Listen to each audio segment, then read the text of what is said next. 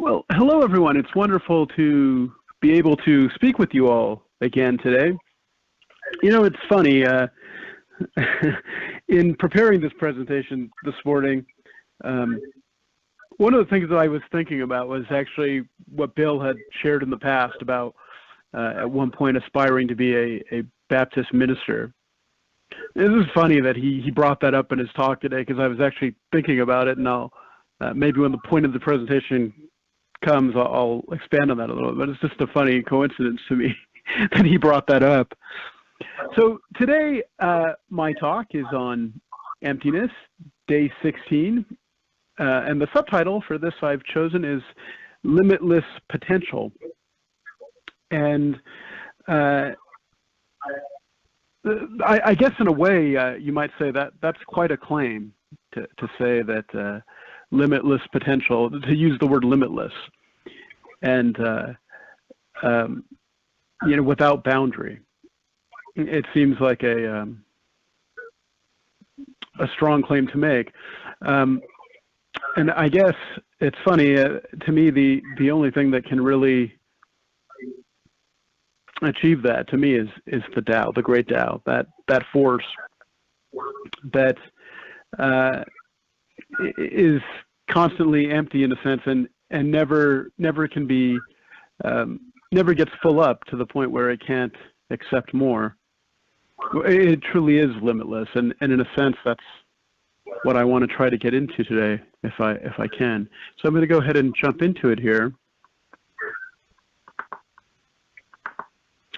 So I wanted to start by reading chapter 11 of the Tao Te Ching in full. 30 spokes join in one hub. In its emptiness, there is the function of a vehicle. Mix clay to create a container. In its emptiness, there is the function of a container. Cut open doors and windows to create a room. In its emptiness, there is the function of a room. Therefore, that which exists is used to create benefit. That which is empty is used to create functionality.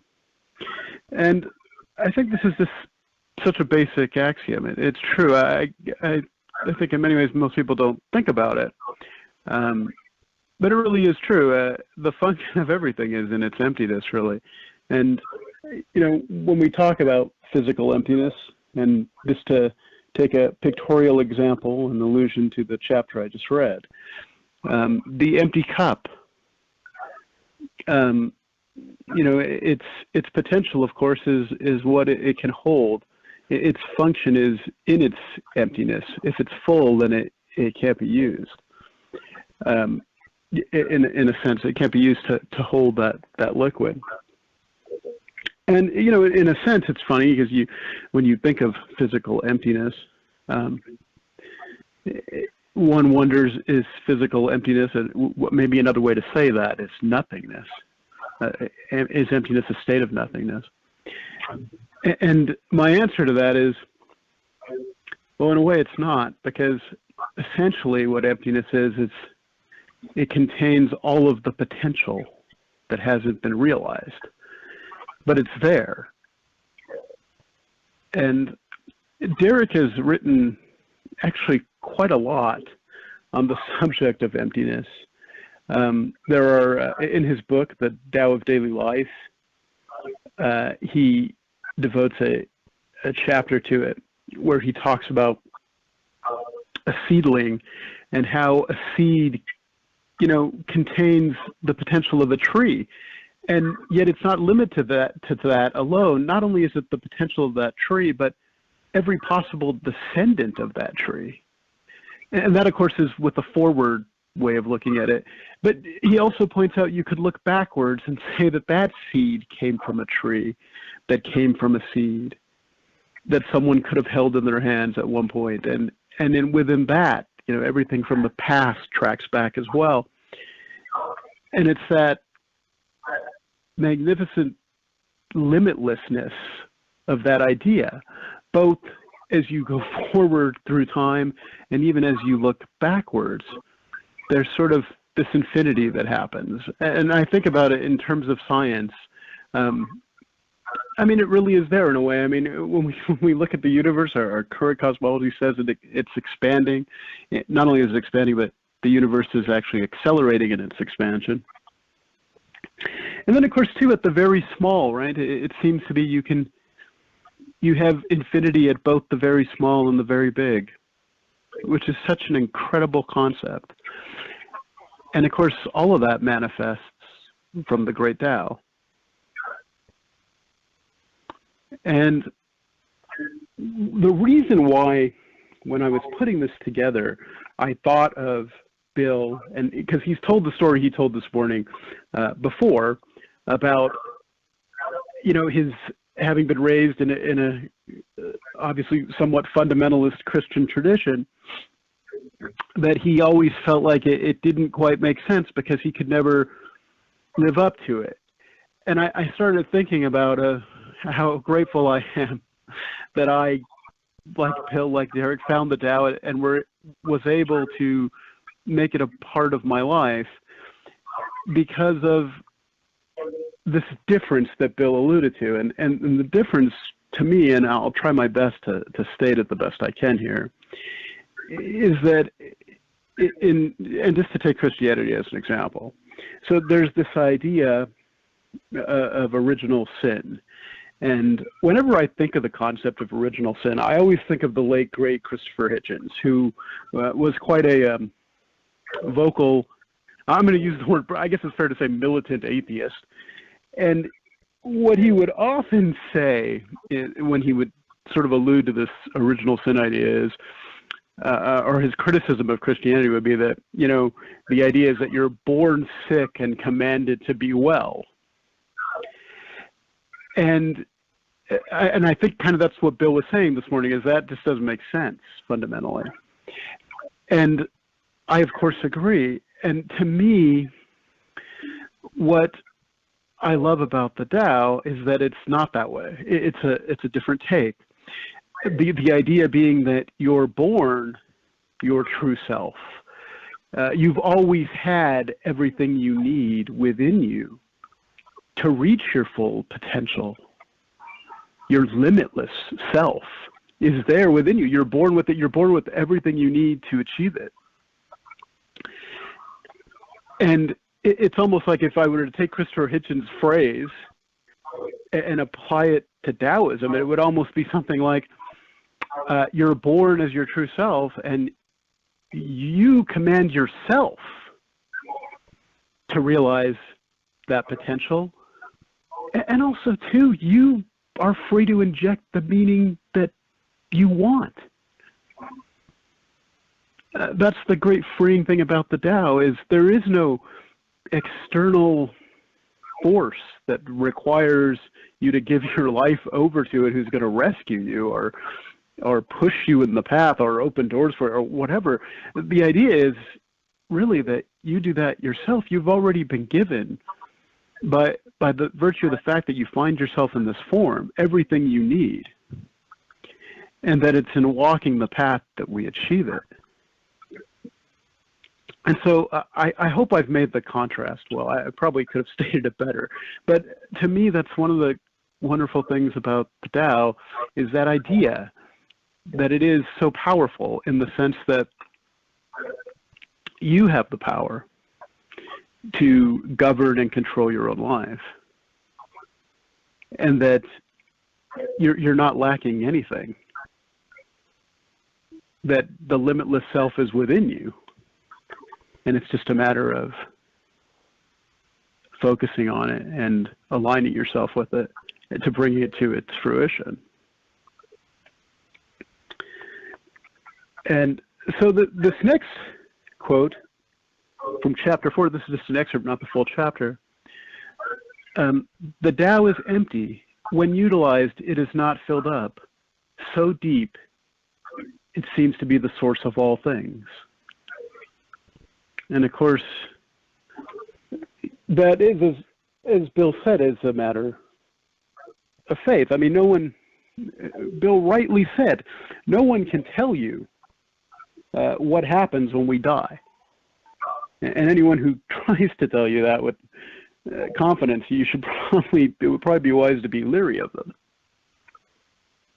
What you can say is what you believe. But that is, of course, as Bill said, it is a matter of faith. So do I really believe in limitless potential? Well, yeah, I do. I suppose in the sense that I believe the Tao is the source of all things, the very nothing itself, the very emptiness itself that gave rise to everything and that can't be filled up, that sustains everything, that always has sustained everything, and that will sustain everything forever. And well beyond even the things we can grasp in our limited ways.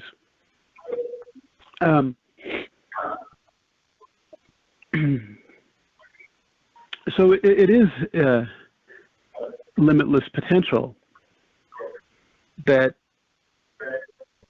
makes the Tao so appealing. The idea that everything you need is within you, and that it's just a matter of aligning yourself with those teachings and committing to doing your best to cultivate sincerely. And yeah, we're not always successful at that. Like Bill said, sometimes we end up on the side path. I think the funny thing is that I think what happens is that though I'm sure Bill has said that as he goes astray sometimes, and I'm sure we all do from time to time. But I guess the difference is it's like we know we've gone astray, and there's a strong desire to come back to that wide and easy path because it is easy. It is better. That path is so much more fulfilling and happy to walk than those side paths, especially once you deviate too far and you're in the thick of it, so to speak. And then, of course, it always is good to have someone who can sort of point to the path and go, hey, it's back here. And I just want to say, for me, Bill and Derek and Ed have been those people, those teachers who just quietly have pointed to the path. Or maybe not quietly isn't a good word, because obviously they take the time to take action to share their insights. And how often, probably without them even knowing it, how often they've been so helpful and reminding me to come back to the path, and how grateful I am for that help. So I wanted to talk briefly about something, because this talk is about limitless potential. So I wanted to talk about Yiguan Tao a little bit, and the Yiguan Tao shrine itself, or Yiguan Tao shrines. Maybe I should use the plural. And the reason why I put Derek's translation up here to the cover is because there's something about this cover that I always liked, and then of course is the fact that on the cover is an actual moonlight, which is roughly translated as it could be translated as the Buddha light. And what you see there on that round circle behind that flame are the Chinese characters for Wu Ji, which means without boundary or unbounded. So another way, that's a sort of a synonym for limitless. And of course, the light reflecting through those characters, it sort of represents how the Tao basically reflects upon, form itself, the form that we find ourselves in, giving us that ability, that possibility of reaching that limitless potential that we all have and that we all want to realize to the best of our abilities. And so I wanted to bring that up, and I also too wanted to invite you to, Bill has spoken, and Derek both have spoken in much detail about this, and Bill, of course, as a shrine owner, has a lot of insight on that. And there are, of course, recordings on our YouTube channel where Bill and Derek both talk about it in much more detail. But I wanted to bring it up because of the idea. I wanted to bring up the idea of Wu Ji, without boundary or unbounded, as it relates to emptiness. That emptiness, of course, is where all the potential is.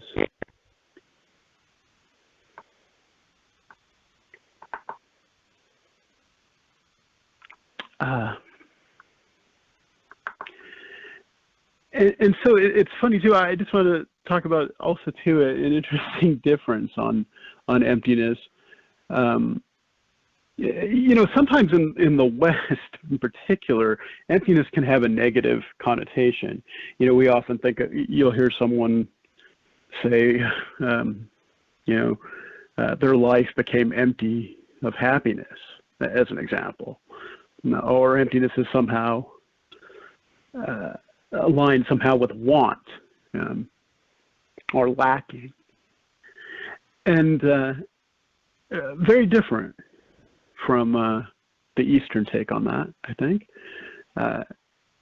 In a sense, emptiness is something to be embraced.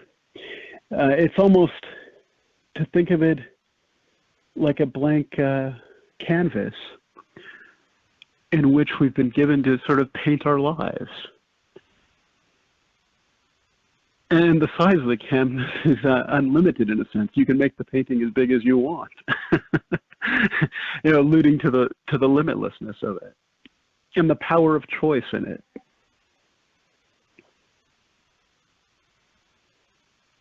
And it is funny, that the Tao literally, in its way, it speaks to us all. And I honestly think it's been speaking to me for years. I mean, Bill talked about his experience back when he was 14 and so forth. And for me, I think in similar ways, it's always been there.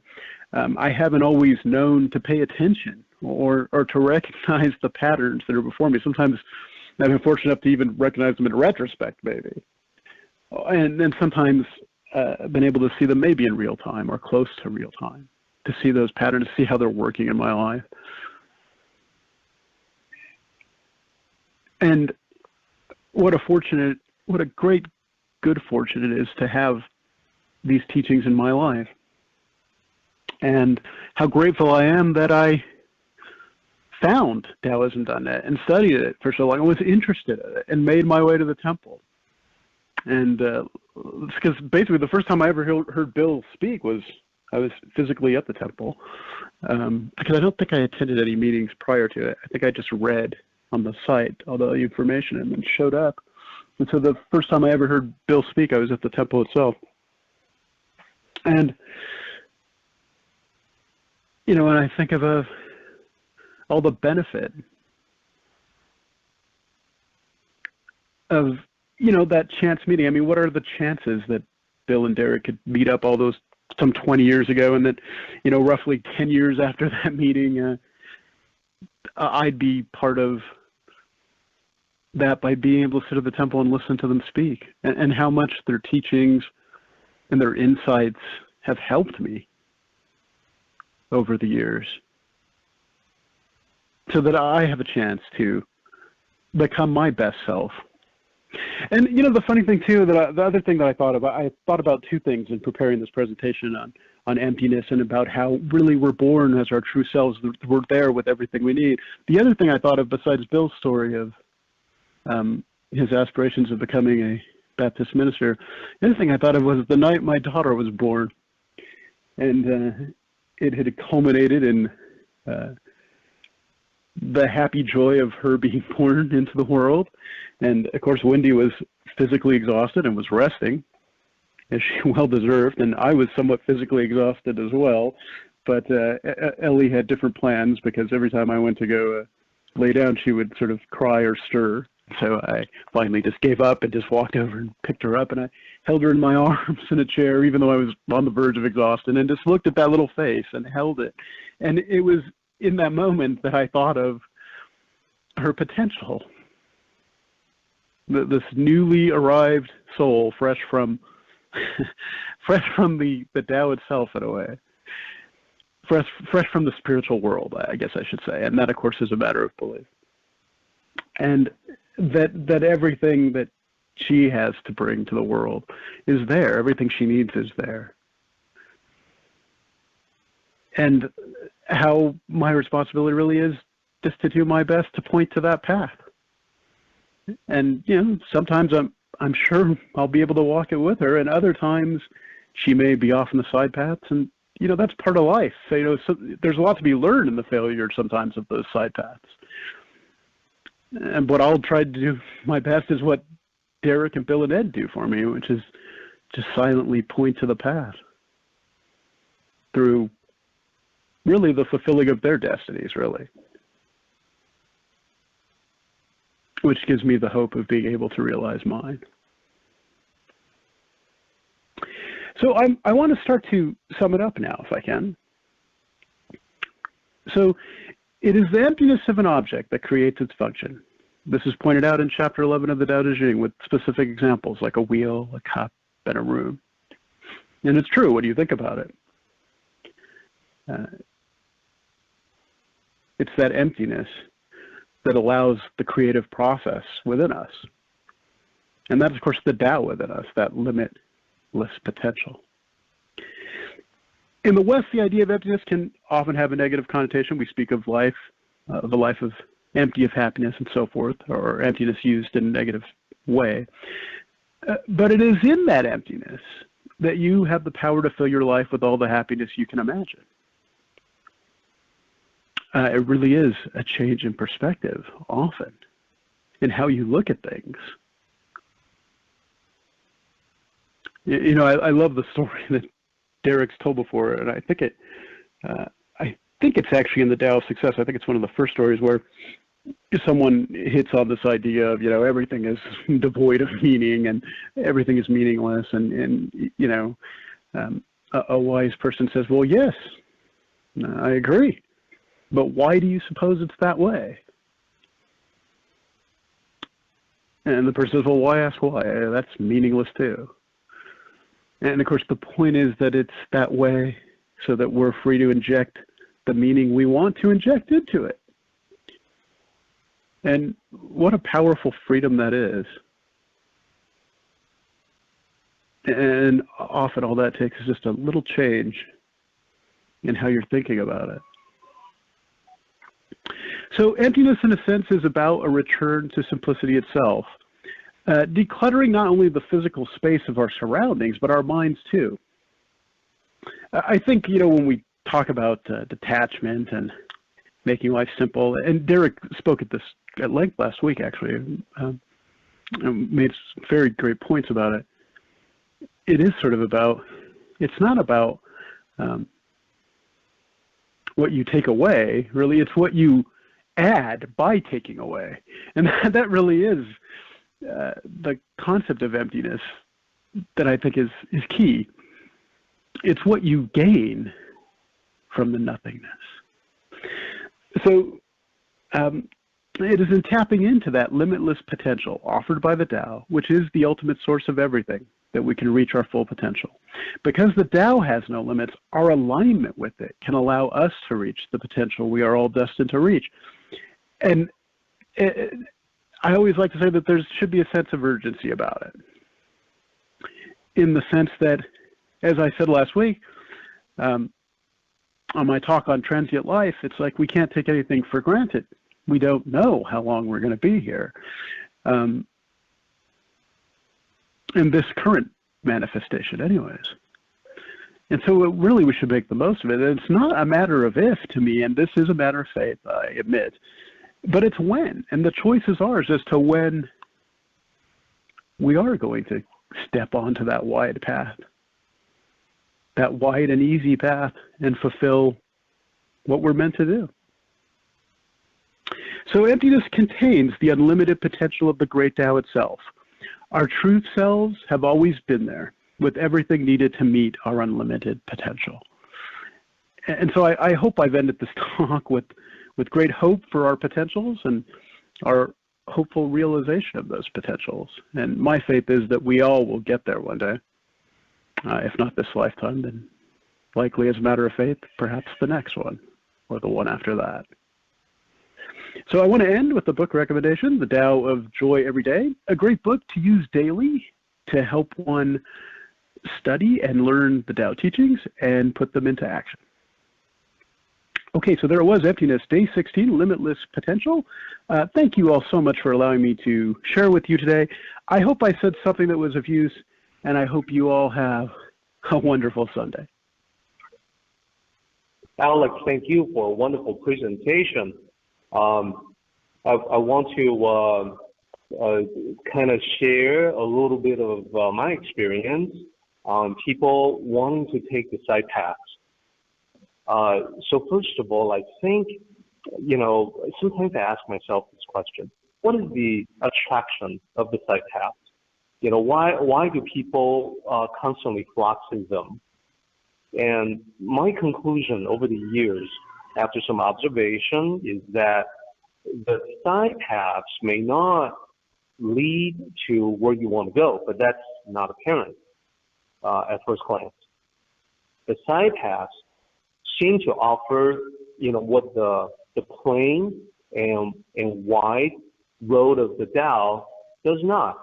And what is that? Well, it's excitement, adventure, and drama. Indeed, when you embark on a side path, your life is full of interesting challenges, but it may not be the fun adventure that you had in mind.